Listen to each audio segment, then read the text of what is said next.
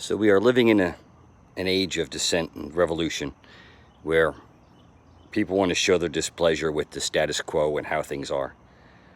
I would submit to you that growing a garden is probably one of the biggest rebellious acts that you could possibly have, just to make sure that you are at least a little independent from the machine as it is.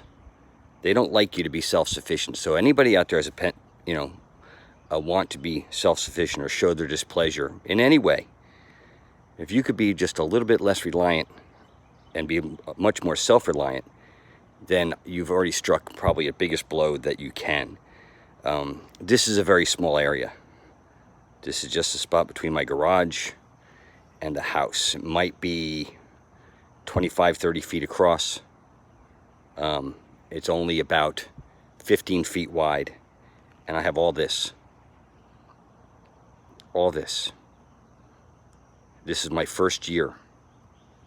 I didn't have this last year. I started after Thanksgiving trying to get this area ready and starting to be able to plant in what was mostly clay soil. It doesn't take much, guys. Any of you who are worried about how things are going to go forward, food shortages, any kind of lockdown, or any kind of actions or regulations that are going to prohibit your movement, here's one of the answers. It's great exercise. It gives you a sense of purpose. Makes you feel like you're a little bit in control of uncontrollable situations. And you can get a lot of food. Not to mention, the health benefits of the exercise, also the health benefits of the food you're eating. Still got these cabbages here. Tomatoes are growing like gangbusters. I gotta dig through the tomato hedge. I'm sure you can see a few green ones in there. Squash is growing off the chain. This small little area of green beans has produced quarts and quarts and quarts of green beans for me. We've already had about 3 meals worth of green beans on these.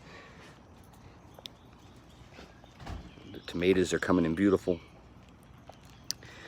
Not to mention, it's kind of nice to look at. Not this mess over here that I've created, but the rest of it looks nice. Here's a few tomatoes that are ripening up. You can see them down in there. So I would suggest that for your health, as far as social distancing, for a state of rebellion, of trying to show your displeasure with the way things are, just become more self-reliant. Don't let them draw you out. Don't let them make a fool of you. If you need to eat, you can eat. Maybe you still have to augment your food supply. I mean, this isn't going to feed us forever, but it certainly will make it a lot less necessary to go out and amongst the people.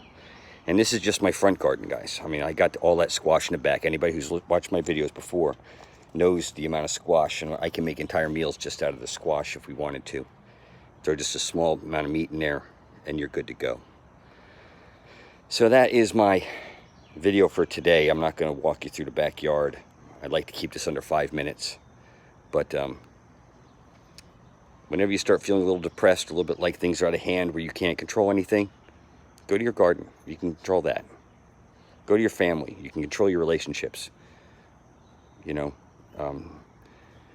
Solitude is tough, but there's things you can do about it. Stay busy.